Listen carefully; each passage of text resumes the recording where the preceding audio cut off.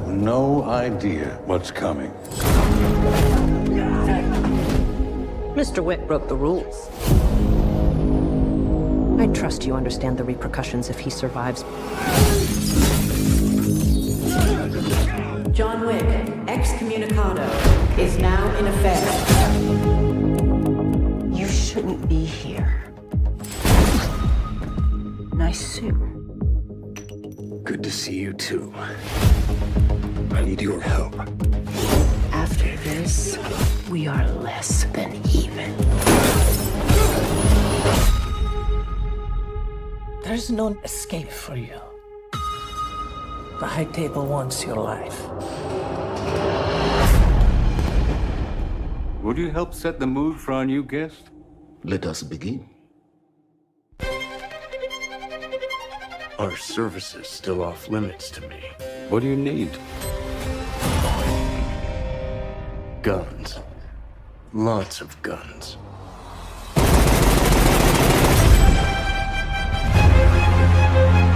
You think you can take John Wick?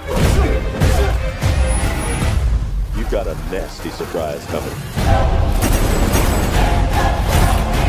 I've been looking forward to meeting you for a long time.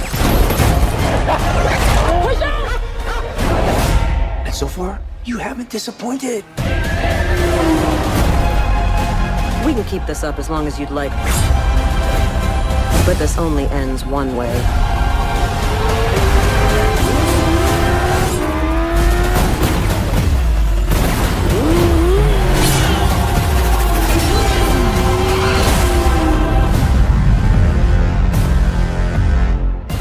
All of this for what? Because of a puppy? Wasn't just a puppy.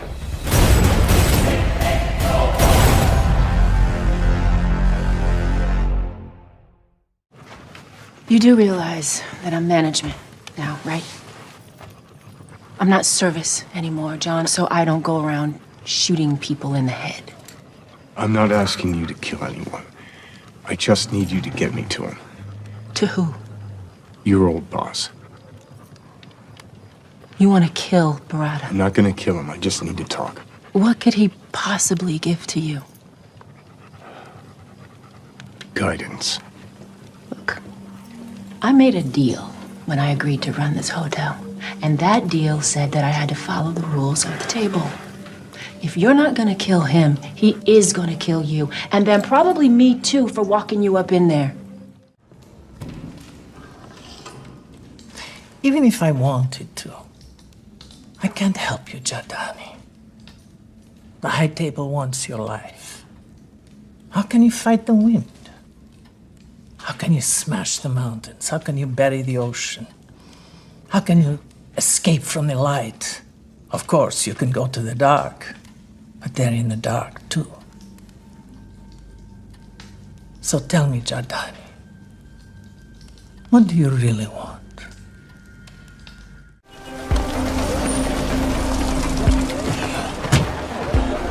New York Public Library. You got it.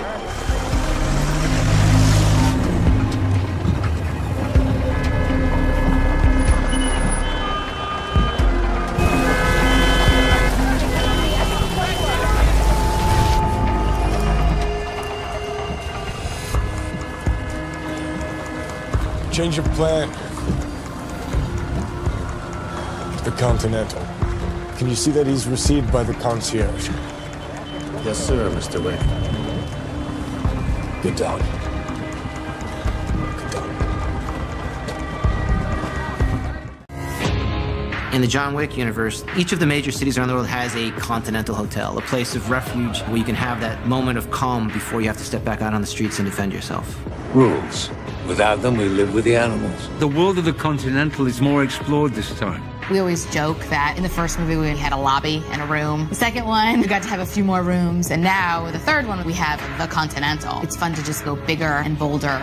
Each one of them increasing the amount of world building on a really unique and interesting level. The gold coins, the speakeasy, what can we infuse into each film? Mr. Wick broke the rules. I trust you understand the repercussions. John breaks one of the most hard and fast rules in the Continental. All his privileges have been revoked, so there's nowhere to hide. The High Table wants your life. There's no escape for you. Let's do this.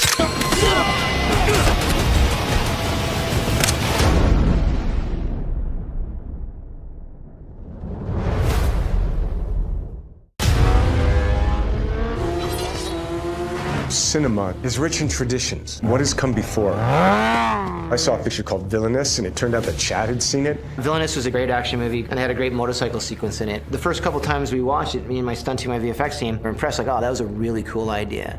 This is tipping our hat to them. Here's our little ode to you. Good fucking job. We set such higher standards on the first two movies that you always have to kind of one-up it. We tried to put things on the edge of what's real and still make it cinematic. They designed this motorcycle sequence, which was new for us. We have a bike chase, which we shut down the Verrazano Bridge for. It's like dance choreography. There's movements. There's a language of movement that you have to play to. So it's motorcycles with swords.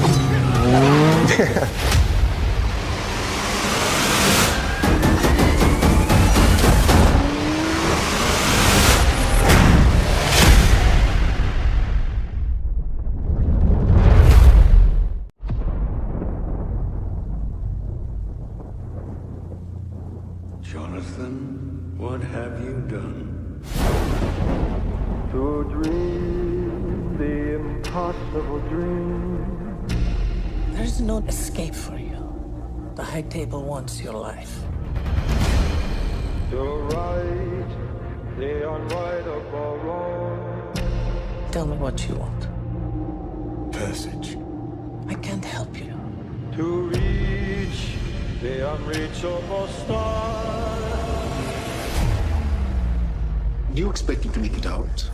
A $14 million bounty on his head. And everyone in the city wants a piece of it. I say the odds are about even. Doc, 5 seconds. John Wick, excommunicado in effect in 3, 2, 1. And away we go.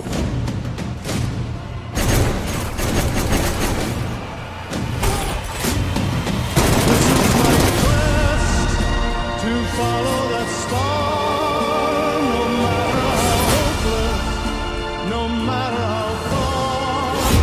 To fight for the right, without question or pause. To be willing to march into hell for a heavenly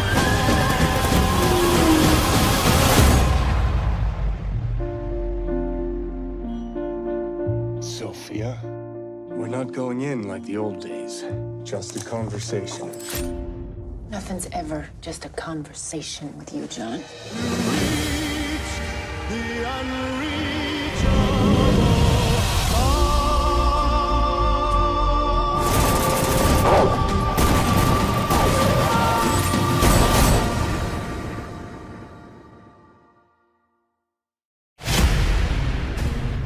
I went into the training at least 5 months before. The physicality, the martial arts, and then the weapon work.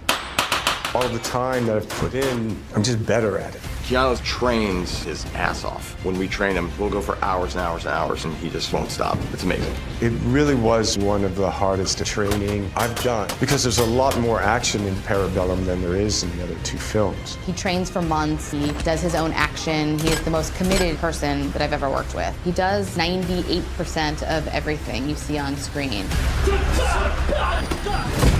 Some people say they want to do John Wick training, and then it starts. And then they're like, oh, this is John Wick training.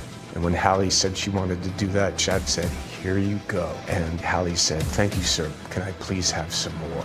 Probably the hardest 6-7 months I think I've experienced in my professional life. I kept going because I would just not quit. The best way to fake being good is just to be good. And that takes sweat, blood, and tears. It's a level of commitment that is not normal. If you can say it, I've been doing it. I had to learn to fight one like Keanu, and I had to learn to fight with him in very close proximity. They're very much a team. This is just hard as shit, but it's also a lot of fun, and I have a great team of people that are teaching me and training me.